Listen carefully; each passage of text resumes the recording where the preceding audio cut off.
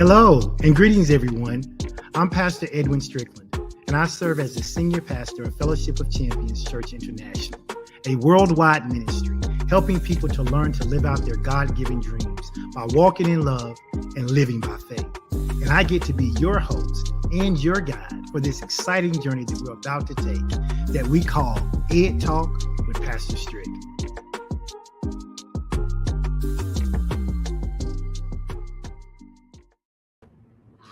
Hello, and welcome to another edition of Ed Talk with Pastor Strick. I am your host, Pastor Strick, and as you know, every time we come together here on Ed Talk, we come together to blend the realms of knowledge, instruction, and faith with real-world solutions. Listen, whether you are on a quest seeking to expand your knowledge base, maybe you're just looking to uplift your spirit, or maybe you're searching to find some common ground between the practical and the spiritual, I need you to know that you are in the right place. Every time we gather, we come together to forge new connections, to bridge gaps, to spark thought, to ignite curiosity, and to nurture our souls, our minds, our wills, our emotions, our imagination, and our intellect, so that we can be the best version of ourselves that we can possibly be. So, welcome, welcome, welcome to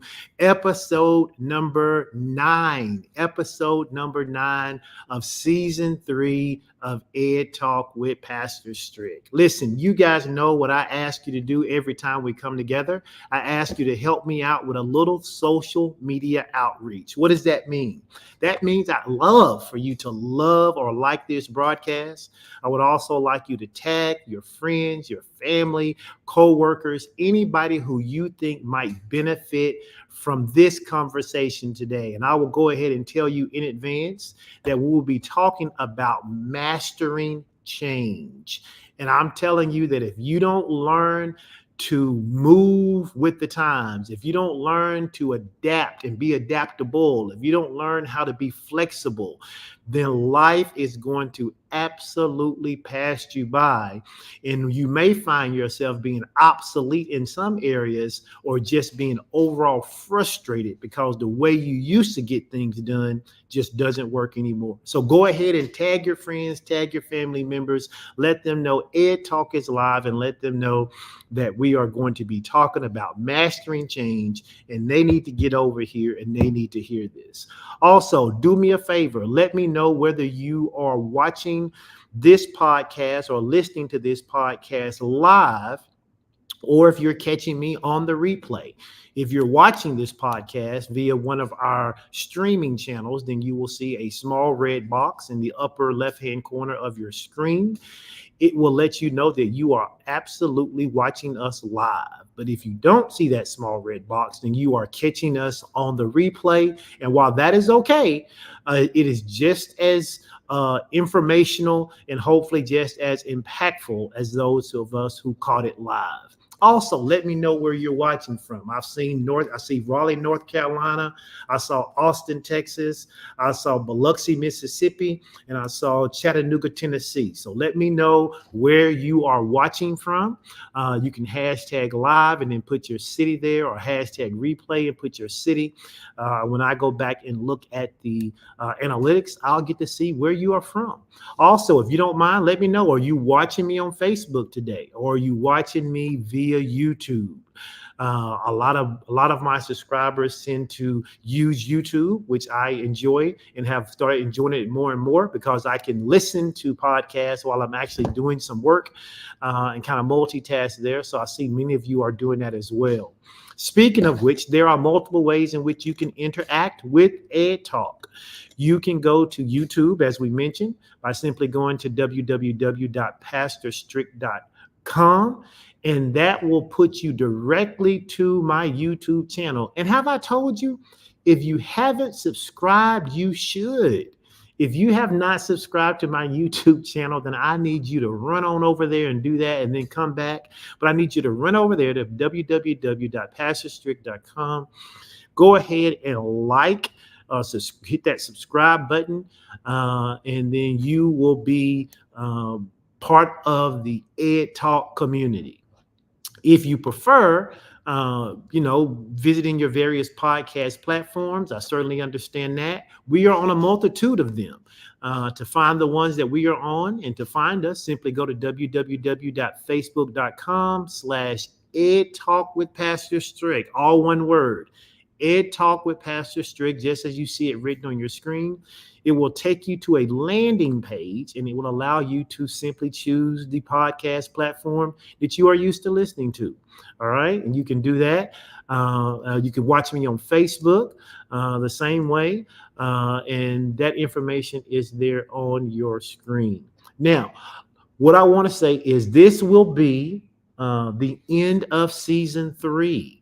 My month of July is packed full of activities and responsibilities, and so is my August. And so Ed Talk will be gone for a couple of weeks, and we will come back after Labor Day. We'll come back after Labor Day. And for those of you to say, oh no, Ed Talk is going to be gone for too long. Listen, all you have to do is go to my Facebook page. All you have to do is go to the YouTube page. All you have to do is go to the platform landing page, and you can go back and listen to any of the teachings from season 1, from season 2, from season 3, any place. Just go there, look at the title, and decide if that's going to be a title you think you're interested in, and hit the play button. Okay. All right. So listen, let's get into today's teaching. Man, we're talking about managing change. Managing change is so vitally important, especially in this fast-paced world that we live in.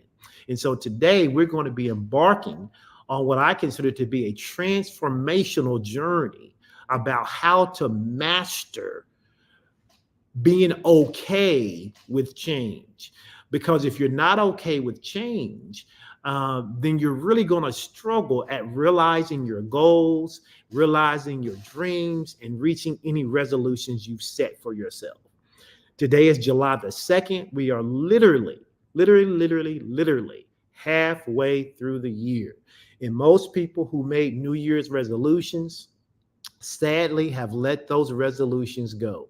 They haven't stuck to the change that they say they were going to stick to. And I want to talk a little bit about why that is and what we can do to kind of do a reset to make sure that we finish 2024 as strong as we had hoped we would start it. Did you know that behavioral research indicates that it takes about 90 days to prepare for change, just to get ready to have significant change? Behavioral research says that it takes us about 90 days to really get ready to embrace that change. In order for us to build a new behavior, in order for us to become competent in the face of what is called high-risk triggers, and how to move past the likelihood of relapse. Now, you guys know the term relapse because we use it when we talk about people who are addicted to various substances, whether it's alcohol, whether it's drugs, whether it's food, whether it's sex. Whatever people are addicted to, when they are trying to overcome that addiction, they have to have parameters and things in place, or they will relapse, meaning they will go back to those old behaviors. And many people tend to go back to their old behaviors, even though they really don't like the old behavior. And so we're going to talk a little bit about why that is, what we can do to strengthen our resolve so that we don't go back to bad behavior. We see it all the time with people who lose weight. My wife and I were talking the other day. This is probably the third or fourth time in my life since I was in my early 40s that I've ballooned in my weight and lost weight and ballooned in my weight and lost weight. And this is probably the first time that I've went through an entire cycle, a whole fall, a whole winter, a whole spring, and a whole summer, and been able to maintain where my desired weight was. But that didn't happen until there were some things that were changed in my life besides just the want to. Because believe it or not, it takes more than just the want to change. In fact, somebody ought to put that in the comment section. Say, I need more than just the want to. Because lots of people want to. Crackheads want to not be crackheads, right? People who are addicted to drugs and all kind of wrong behavior. They don't want to be that way, but it takes more than just wanting to actually change. In addition to that, there's some brain research out there that suggests that it takes a few months of actually practicing a new behavior before you create the permanent change.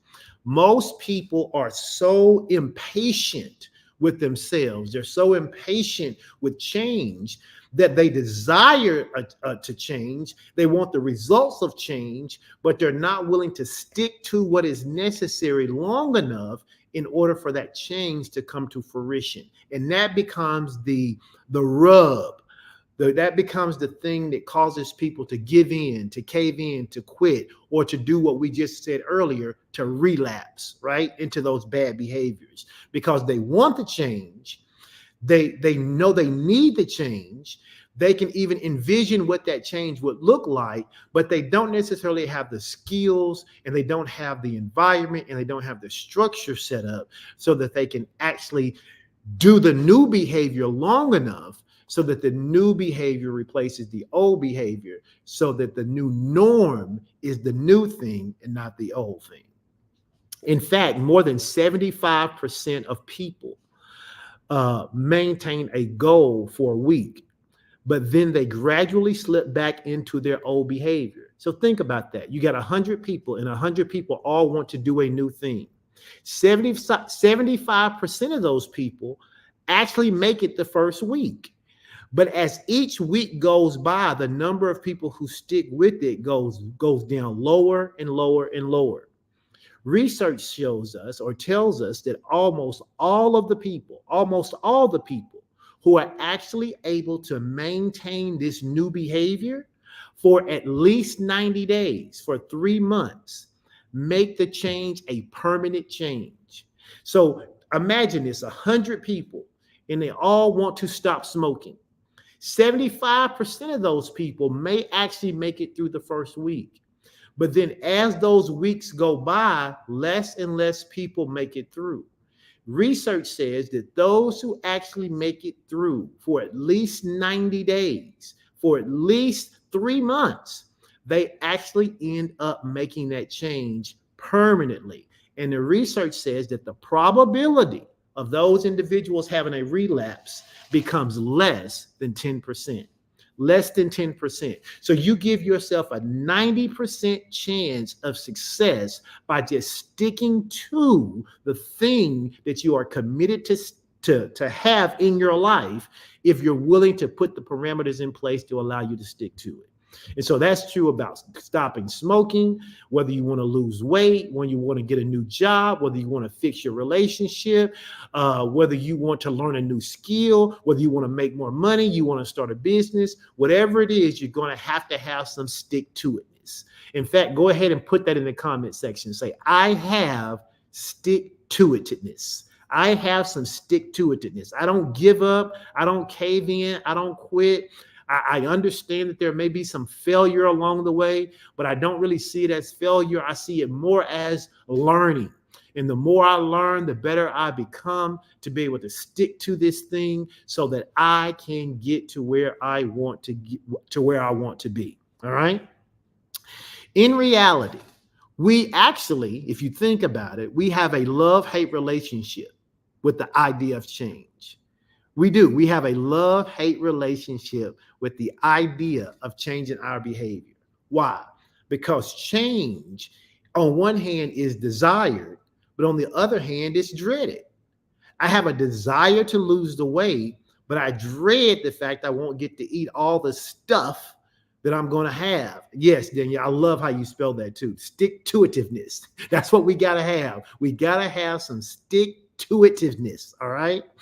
Listen, in reality, though, we struggle sometimes, if we're honest, because we desire a thing, but in order to get the thing we desire, we have to do some undesired things. What do I mean? I want to lose 30 pounds. That means I got to stop eating the ding-dongs and the cupcakes, right? But I really like eating the ding-dongs and cupcakes. But they're counterintuitive. They're counterintuitive to me being able to get to where I want to be. Change is both vilified on one hand and venerated on the other. Our aim is to get you, though, to the place in your life where you can reach your goal and you don't see the thing that's required to get there as dread or as a villain or as something that's hard or something that's dreadful. Why? Because if you can create the parameters for mastering change, anytime you want to get to a new destination, the road becomes a lot easier.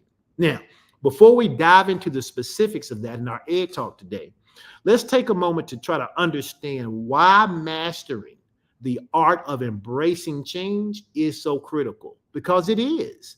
Embracing change is critical. I'm gonna say it 2 more times. Embracing change is critical. Okay? Embracing change is critical. Why? Because in this fast-paced, ever-evolving world that we live in, change is actually the only constant we can count on, besides Jesus Christ. Jesus, God's the same yesterday, today, forevermore. But in this world that we live in our environment that we exist in, the only thing that is constant is the fact that there's going to be change. In fact, whether it's a technological advancement, whether it's a shift in our personal lives, whether it's something that's happening in the world, some global event, we are continually faced with new challenges and new opportunities. The question becomes is how do we respond to these changes? How do we respond to these changes that we know can significantly impact our personal and professional success? Winston Churchill once made this quote, and I'm going to use it today. He says that to improve is to change. To be perfect is to change often. And I love that quote. To improve, if we want to get better, we're going to have to change. I don't care how good you are at your job today. I don't care how great of an athlete you may be in a particular sport. I don't care how wonderful of an investor you may be. I don't care how great of a father you are, how beautiful of a mother you are. I don't care what kind of brother or sister you are, what kind of friend you are. If you want to get better at that particular thing, it's going to require change. Winston Churchill says that to improve is to change. But if we want to be perfect, and I don't even mean perfect like without mistake, but if we want to be excellent, if we want to be at the top, if we want to be the guru, the expert in whatever it is we endeavor to do, even if it's just mastering our own emotions, mastering our own behavior, then we, in order to be perfect in that area, we have to be willing to change and change often. His statement actually underscores to me the importance of adaptability. In order to grow and to thrive, we must be willing to evolve. We must be willing to evolve. Why? Because embracing change allows us to harness new possibilities, to overcome obstacles, and to achieve our goals. John F. Kennedy highlighted that when he stated that change is the law of life. Change is the law of life. And he said, those who look only to the past or even to the present are certain to miss out on the future. And that is true. We know that the world we live in now, I was talking to someone the other day, and we were talking about something that happened in 1995 or something like that. And we were saying in 1995, we never imagined that you would be able to have a phone in your hand that could take pictures and you could send pictures and do FaceTime and do all those things. We saw all that stuff on the Jetsons and just thought that that was make-believe, right? But change happens. Change happens. Now we're in a place where we're seeing more and more self-driving autonomous cars. Change is happening. Change is happening, and change is the law of life. And if you don't learn how to master change, then you become subjugated under that law rather than being able to use that law in its most effective way. The other problem with people who don't master change or don't embrace change is they become stagnant. Stagnation can and oftentimes does lead to missed opportunities. You ought to put that in the comment section, and just say that. Stagnation leads to missed opportunities.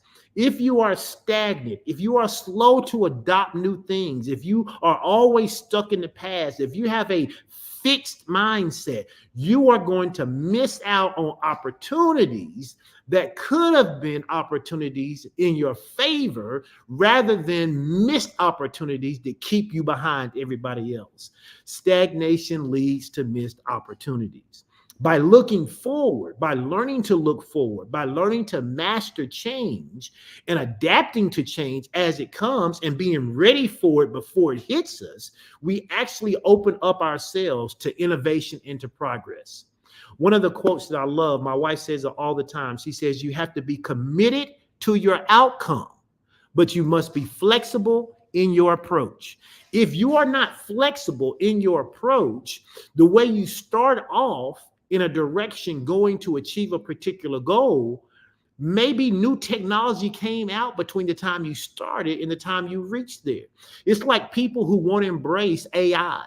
People who don't embrace AI are going to be left behind. You can say how you feel about AI and how it's going to go sentinel and it's going to take over and get rid of humanity. Hear what I'm telling you. Those who refuse to embrace the capability of artificial intelligence will be left behind. Now, I tell people this all the time. People say, well, AI is going to replace all of our jobs.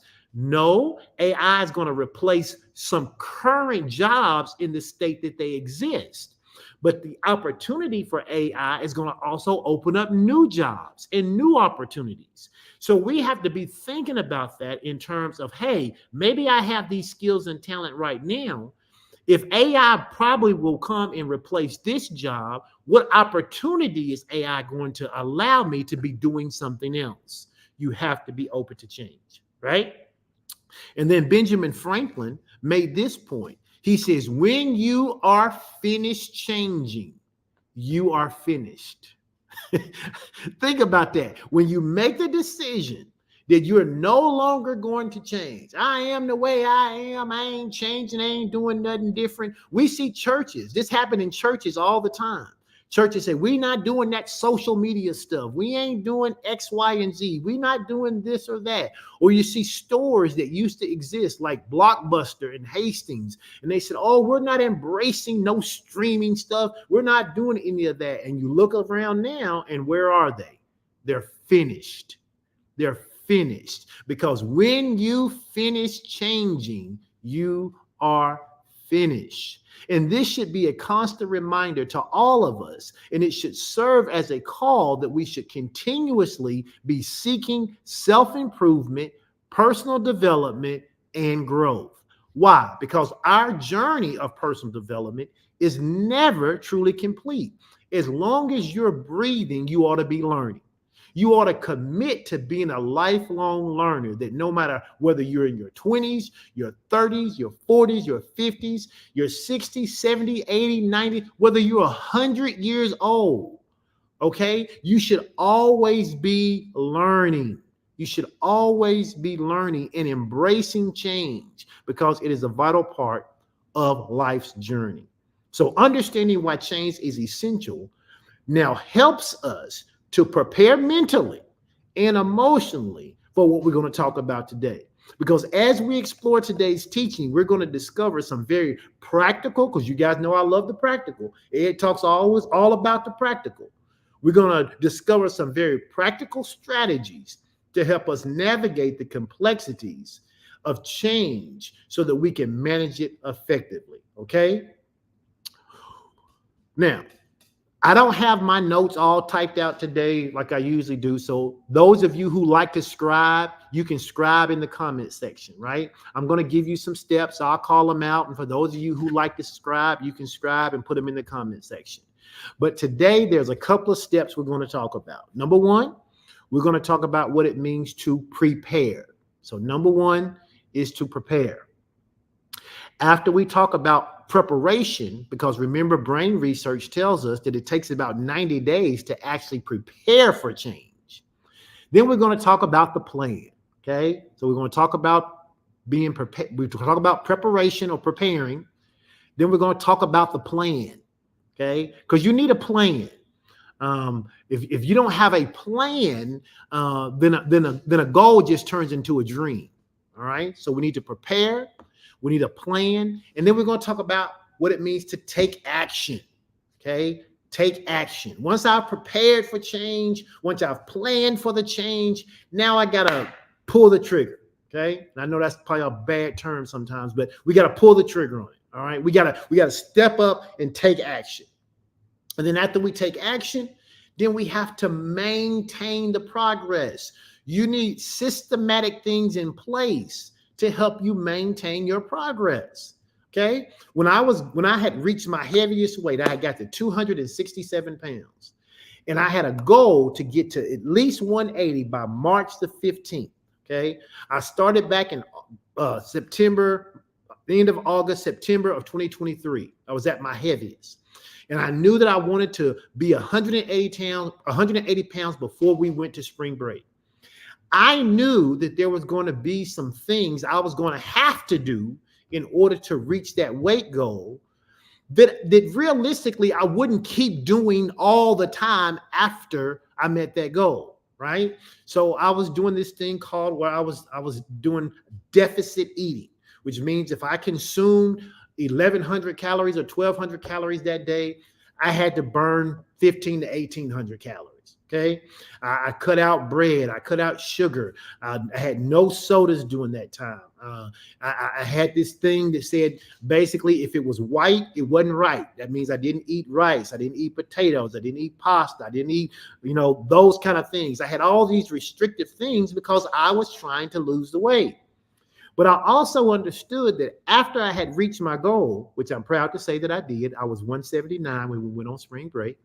After I reached my goal, I knew that I had to have something in place in order to help me maintain where I was. Because if I didn't, I would do what? I'd relapse. I'd go back to the pints of ice cream and Frosted Flakes. I'd go back to the late night chip eating. I'd go back to the Dr. Peppers. I'd go back to all the Little Debbie's cakes and those kind of things, right?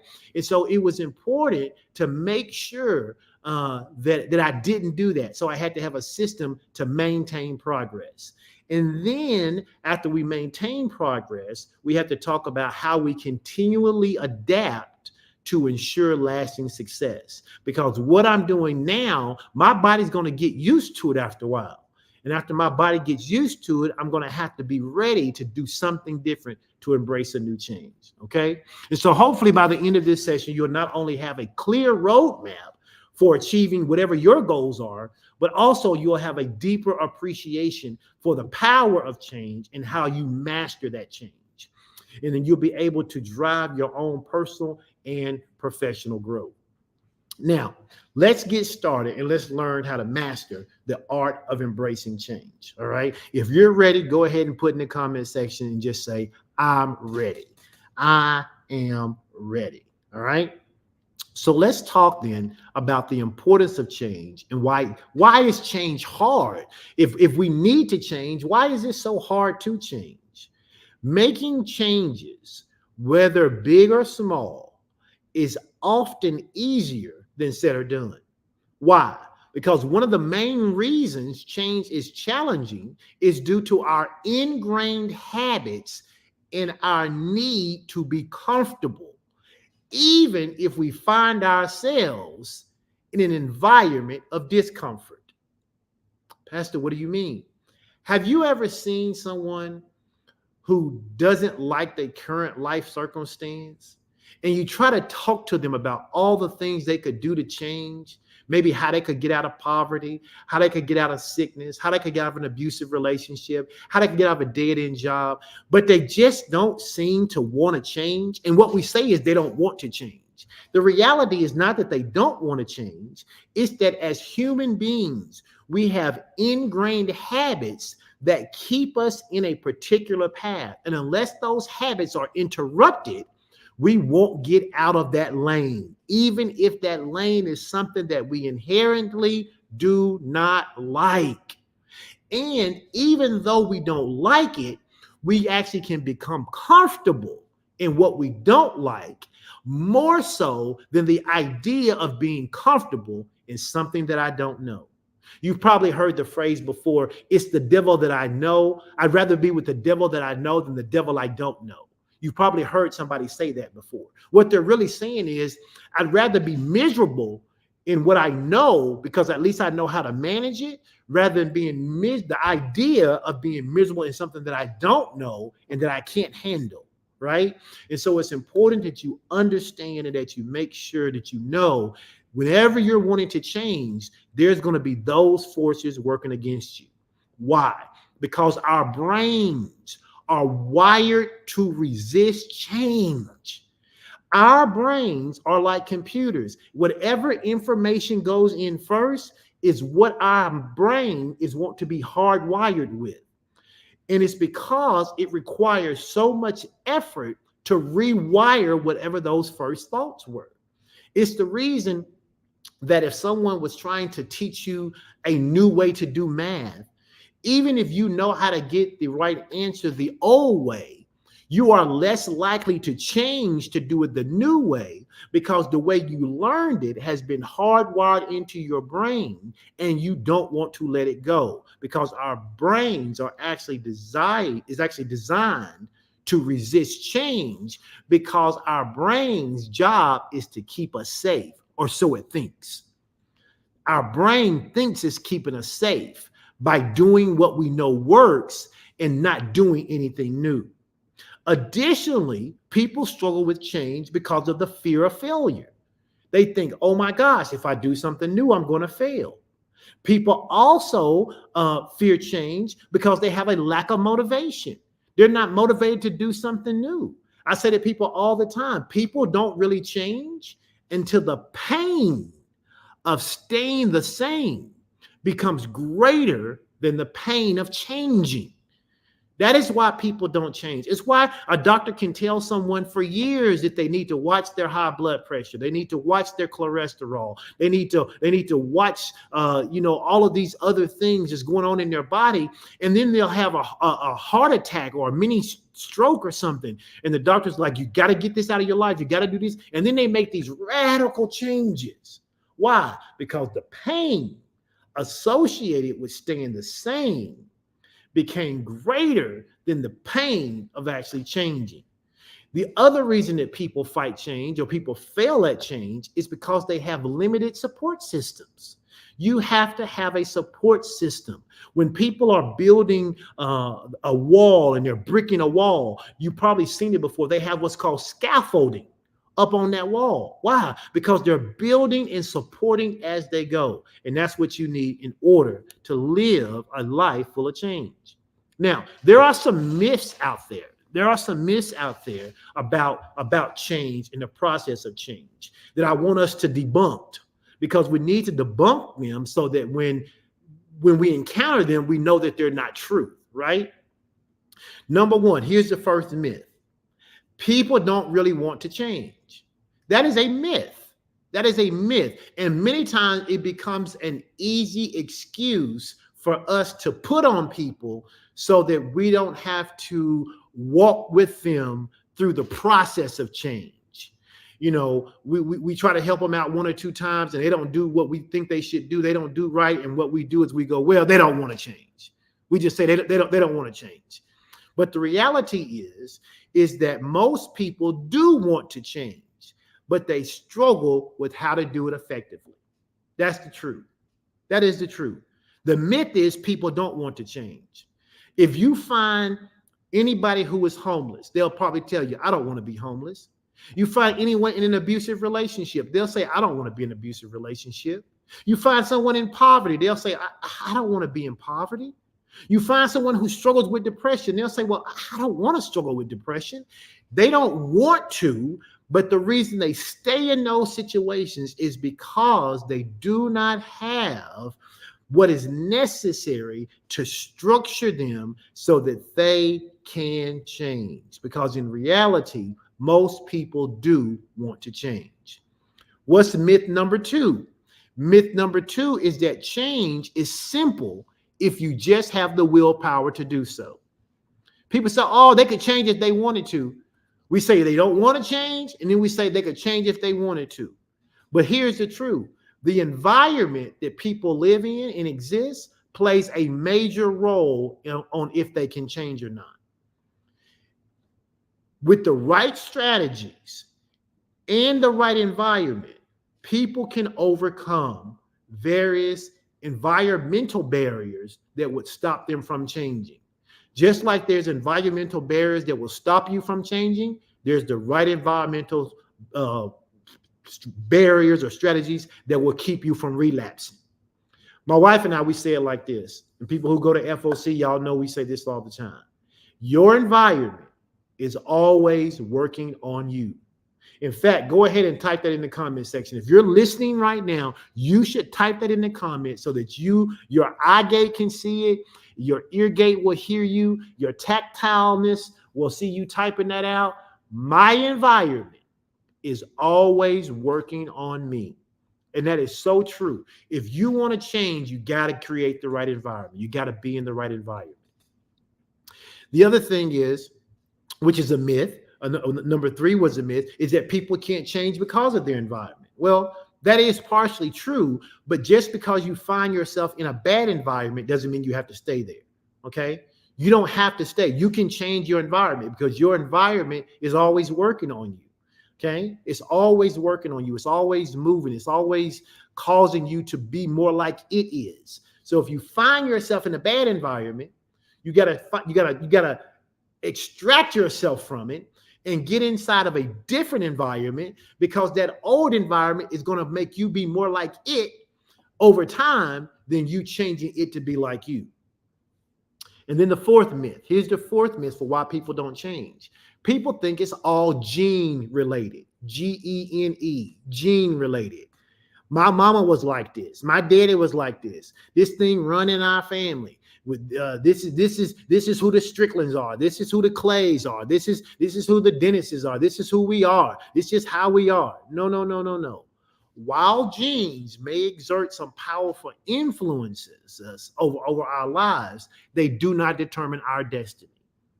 Genes do not determine our destiny. You can take 2 kids, raise them by the same mom and daddy in the exact same house with the same set of genes, and they can come out to be 2 very different people. Why? Because while genes do exert some powerful influences on our life and who we are, they do not determine our destiny. There's a lot of research about brain behavior.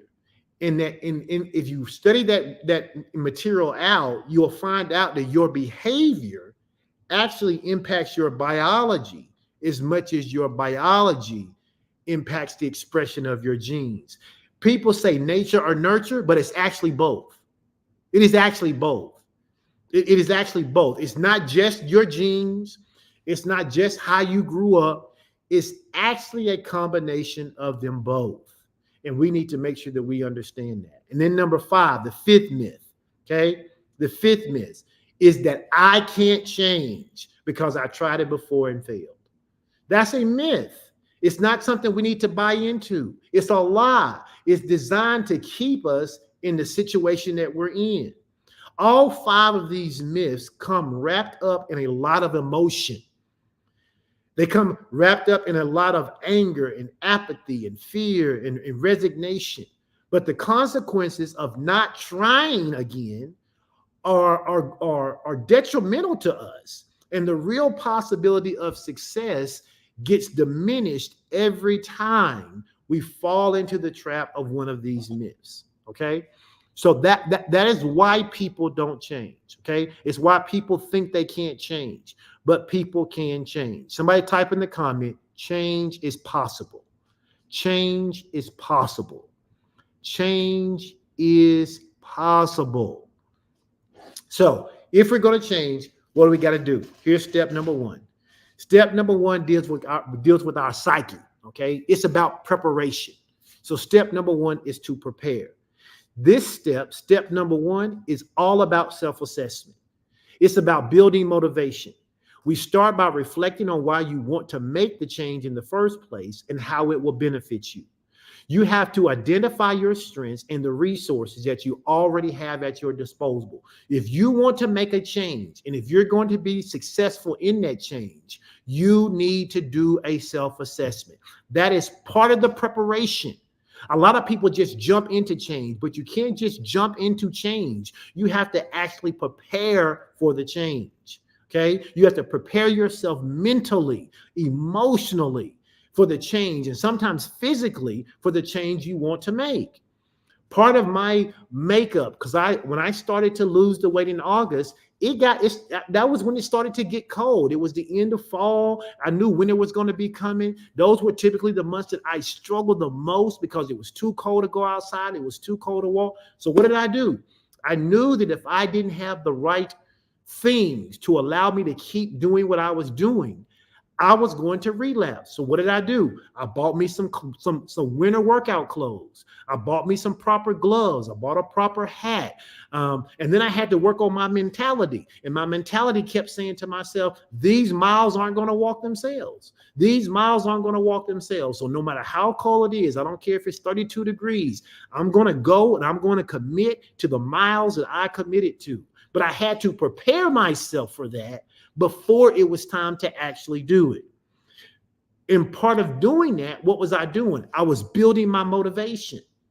But I was building my motivation, and I was building it around my big why, or what we call our BHAG, our big, hairy, audacious goal. My big, hairy, audacious goal was to be 180 pounds by March 15th of 2024. That was my BHAG.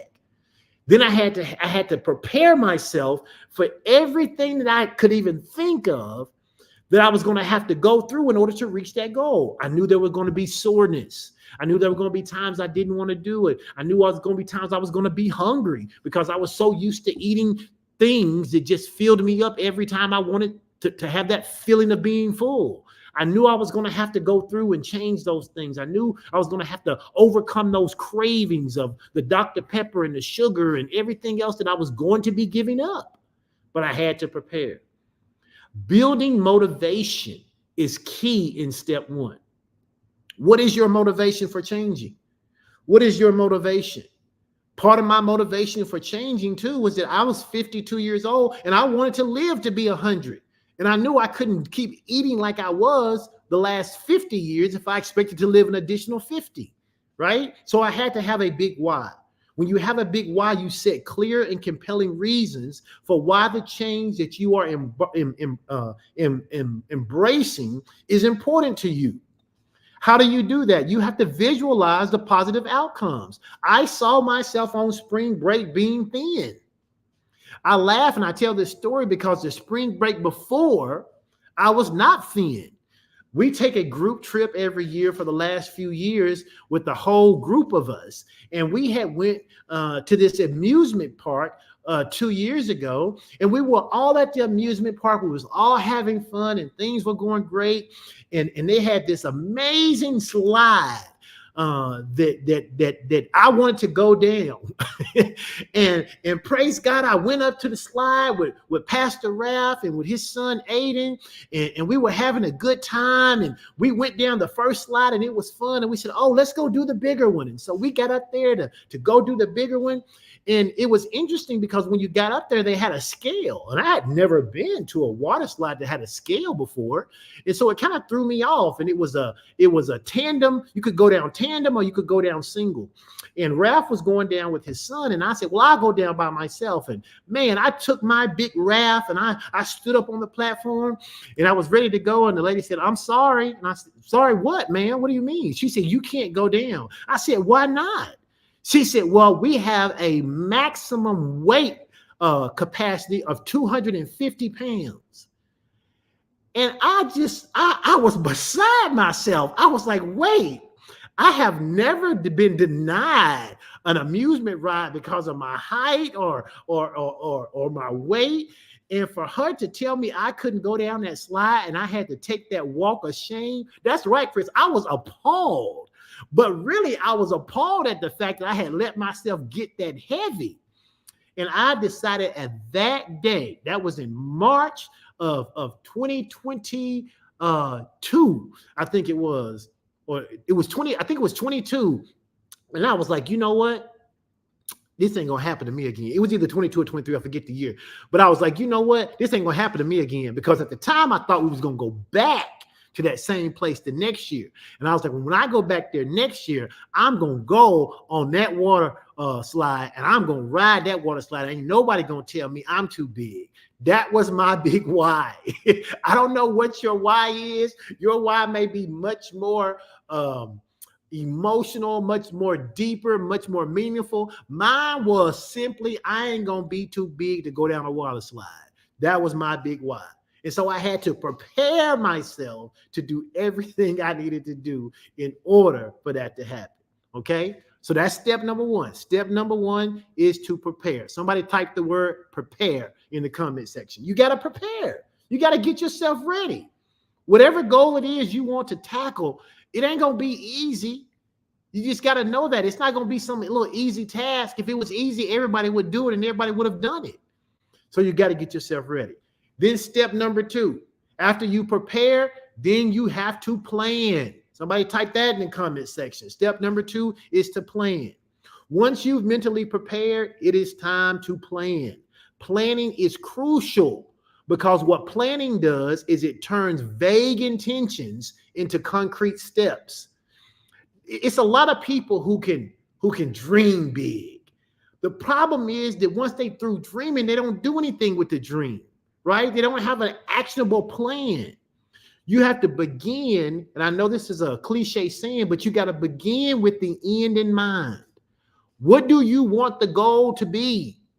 You have to have a vision of that. You have to start off your plan with that goal and then use what I call backwards design so that you know if I got 6 months to lose 60 pounds, then that's going to be 10 pounds every month. And I have to know that I'm going to lose a little more weight when I first get started than in the end when my body plateaus. So what's going to be my plan? What's going to be my eating plan? What's going to be my plan before I hit my plateau that I'm going to change into a new plan? And I have to work myself backwards.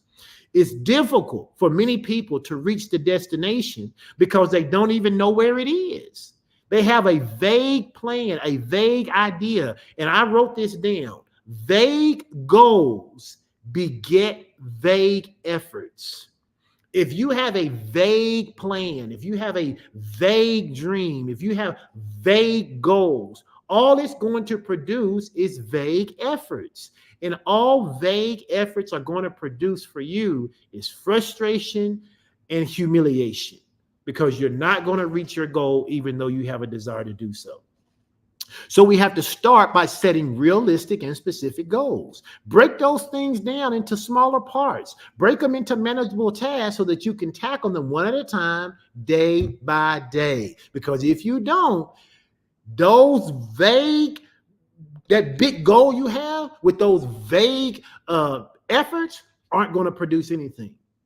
So you have to use things that work for you, and different things work for people. Some people use planners. Some people use journals. Some people use apps. Some people use their computer. Some people do a things to do list. But whatever you do, you got to have a plan, and you have to schedule your task, and you have to set deadlines. I know people hate deadlines, but deadlines can be your friends.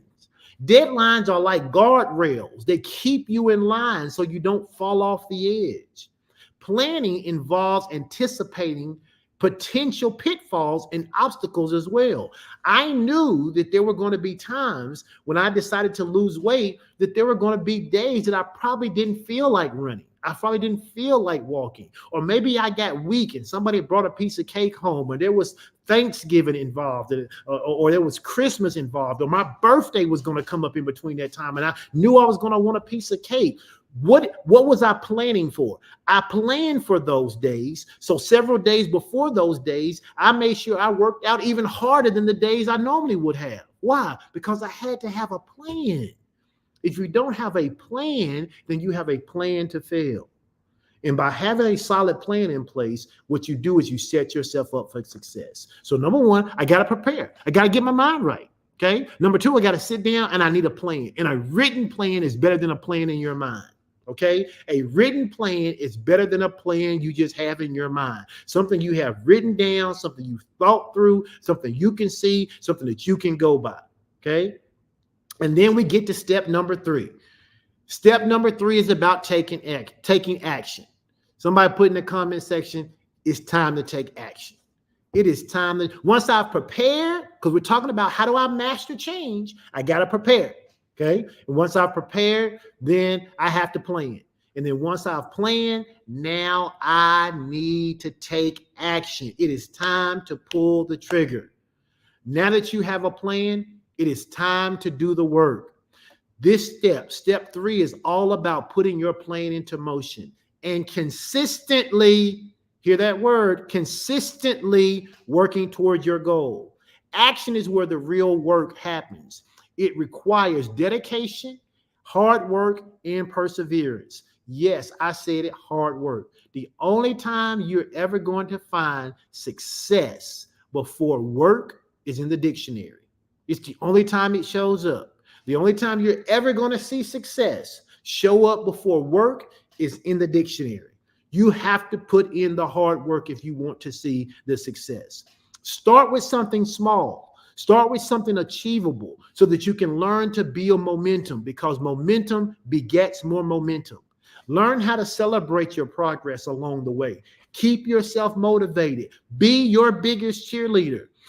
Every day, what I would do when I was walking, when I first started walking, I think the first time I started walking in September, when I had to walk a mile, I was walking a mile at about 21 minutes. It was about 21 minutes a mile. And every time I walked, I just wanted to get a little faster, a little faster, a little faster, a little faster. And from September to March, I went from walking a 21-minute mile to being able to run about a 12-minute mile. And it's just over time. And then even that, I said, I really want to get under that. And then I set a new goal for myself. And I said, by May 25th, it was actually the 26th because it rained on the 25th. But by May 26th, I said I wanted to be able to run a 10-minute mile. And I wanted to be able to do it consistently for 4 miles. And I was able to run a 38 minutes, 4 miles. Why? Because it was a goal I set for myself. But there were setbacks in between, but that was me taking action. That was me doing something. So whatever it is you want to do, whatever your dream is, whatever your desire, whatever your goal is, you have to set it for yourself. You got to prepare for it. You got to plan, and then you got to take action. Step 3 is all about the fury of action. It needs to be lots of action, because in this step, what you're aiming to do is you're aiming to act your way into a new way of living. You're looking to how do I stay forward? How do I lean into this wind of change? How do I embrace it so that this change becomes the new person that I am? Successful action requires 4 catalyzing strategies, okay? If you're going to be successful, if this plan is going to work for you, and I'm telling you what I know because I put them into place in my life, there are 4 catalyzing strategies, okay? The first one is the idea of rewarding. If you're going to take action and you're going to stick to that action, you got to find a way to reward yourself. And I don't mean, and here's what people would say. I had people ask me this when I was losing weight. They say, do you reward yourself with a cheat day? And I wasn't trying to be funny or petty, but here's what I would say. Why would the reward be something that's going to cause me to go backwards rather than going forward? So during those times, I didn't have cheat days. I had days that I had already planned that I might eat something that I normally wouldn't eat. But by planning those days out, I knew the days before it and the days after it, the type of work I was going to have to do so that I did not get derailed. So when I say reward, you have to reward yourself, but not with something that makes you go backwards. Okay? We don't reward ourselves with something that goes backwards. So one of the catalyzing strategies you have to use is this idea of rewarding. Okay? Since the beginning of time, rewards have been used to modify and strengthen behaviors. That is true whether you're talking about something external or internal. A reward consists of any consequence that increases the frequency or the strength of a targeted behavior. Okay? And so I have to make sure, I gave myself goals. I would say things like, hey, when you lose the next 10 pounds, instead of walking 6 miles, we'll walk 5. So my reward was 1 less mile that day. Okay. And that made me work hard to get there. And then when I got there, I felt so good about it. I didn't even need the reward, but the reward was there in order to get me to the place I needed to be. The second thing is something called countering. Okay. Rewarding and countering. What is countering? Countering is doing the healthy opposite of the problem behavior. Whatever the problem behavior is that you want to change, countering is doing the healthy opposite. You must engage in the healthy opposite, not simply know what you should do. You actually have to do it. People say, well, I know I shouldn't be drinking Dr. Peppers. The whole time you sitting there with a doggone Dr. Pepper in your hand.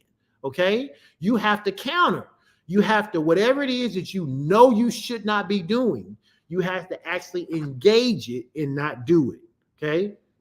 And so you have to make sure that you are countering, doing the healthy opposite. And then the other thing you have to do is you have to learn how to have healthy relationships. Okay. Here's the third. We need to have healthy relationships. Why do I need to have healthy relationships? I'm not going to spend a lot of time here, but I'll just remind you, it's because your environment is always working on you. Your environment is always working on you. And because your environment is always working on you, it's important that you have the healthy relationships that say to you, when everybody's together and you say, I remember when Kristen Valley is on here. I think Chris went 500 years without drinking a soda. No, it wasn't 500 years, but it felt like it. She went a long time without drinking a soda. And we would all be together. And this is when we were drinking sodas. We were in our big back eras. And Chris was doing great. She was not drinking sodas, right? And Chris would be like, I think just today I'm going to drink a Dr. Pepper. And I was like, nope. Even while I'm drinking, when I'm like, nope, Chris, you can't do it. You can't do it. You can't have a soda. Can't have a Coke today. Nope. Why? You've gone too far. You got too many days in. Don't give in. Don't cave in quick. All of us sitting at a table, 20 of us drinking our Cokes, but we wouldn't let Chris have one. Why? Because we were part of her support group that said Chris is not drinking sodas. And so she went years without drinking sodas. And we kept helping her not drink sodas. Why? Because we were part of her healthy relationship group. What do healthy relationships group? The fourth thing, they help with the environment. So we got to have rewarding, we got to have countering, we got to have healthy relationships in the right environment. If we learn to do that, she said 8 years with no soda, sitting around folk drinking them every weekend. Somebody ought to give Chris some praise for that. That was step number 3. All right, let's speed up a little bit. Step number 4. Okay. Once I've prepared, once I've planned, once I've taken action, now I have to persevere. Okay. I have to persevere. There are going to be times I want to give up, cave in, and quit.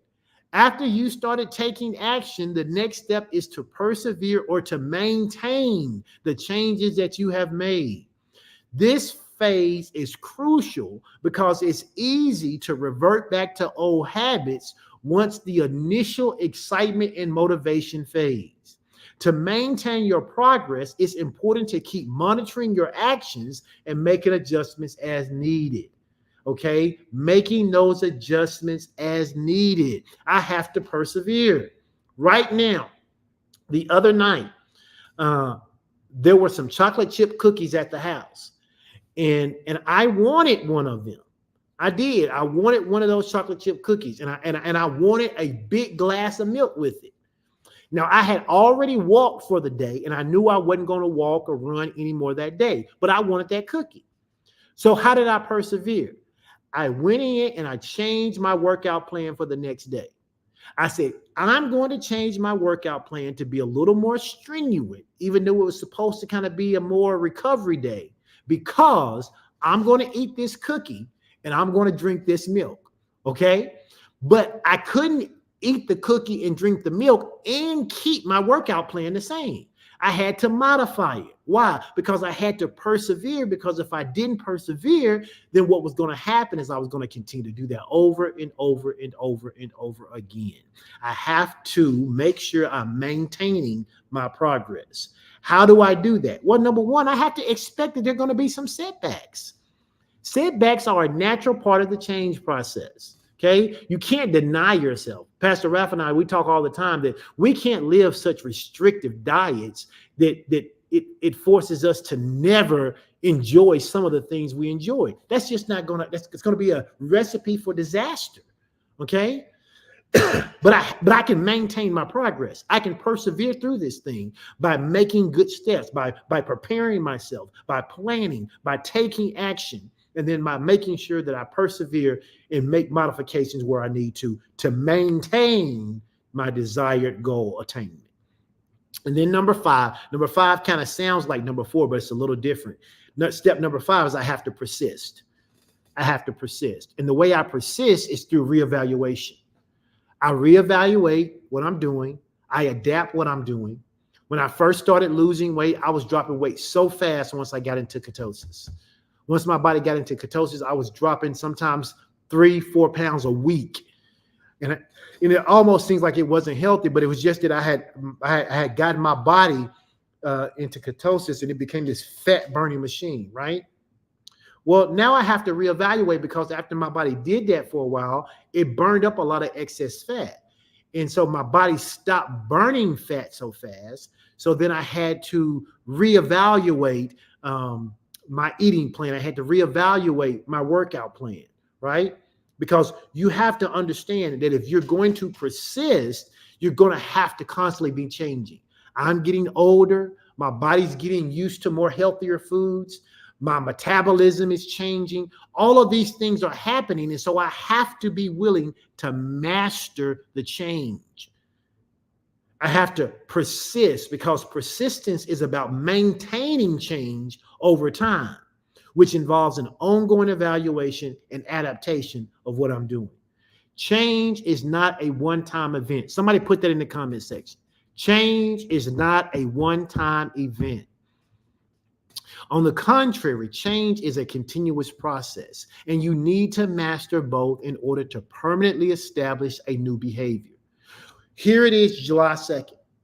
We're getting ready to go into the end of 2024. If there are things that you know in your life you need to change, today is the day to make the decision that you can do it. Don't fall into those myths that you can't change because you tried it before. Don't fall into those myths that somehow you can't change because it's a part of your DNA and it's part of your makeup, and that's just how your family are. You know, somebody said the other day, big back runs in our family. There is no such thing as a big back gene. The only reason you're big back is because you eat too much, you don't exercise, you don't move, or you have some medical condition. But you weren't born with a big back gene.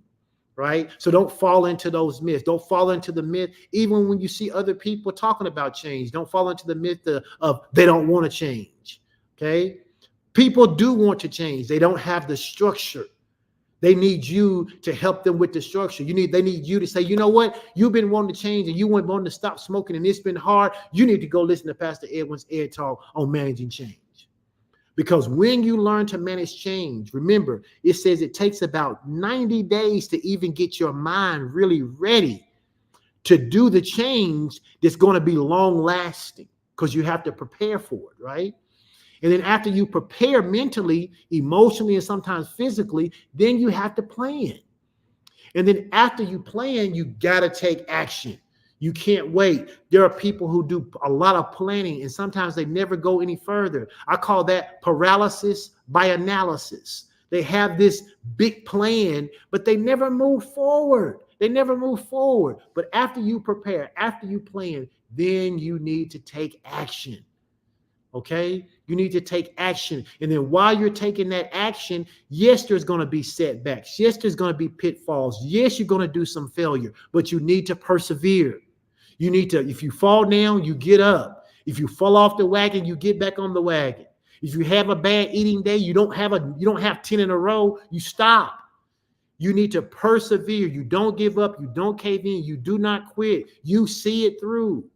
And then you need to persist. Once you hit your goal, and we see this all the time with people who reach their goal. Once they reach their goal, they don't change, they don't adapt, and so they end up relapsing and going back to the thing that caused them to need to go through all of this stuff in the first place. I made the declaration, I'm not going back to 267 pounds. I'm just not. I've done the balloon weight long enough. I'm not doing it again. I now understand what it takes. I now understand the structure. I now understand that I have to have a system for rewarding myself. I have to have a system for how I'm going to counter my bad behavior.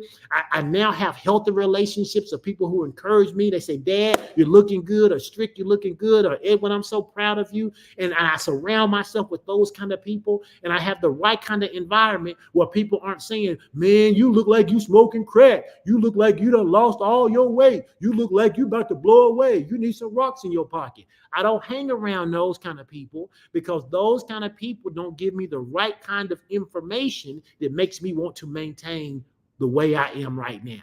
And so whatever your goal is, whatever your outcome is, whatever your destiny is, you have to follow those same steps, okay?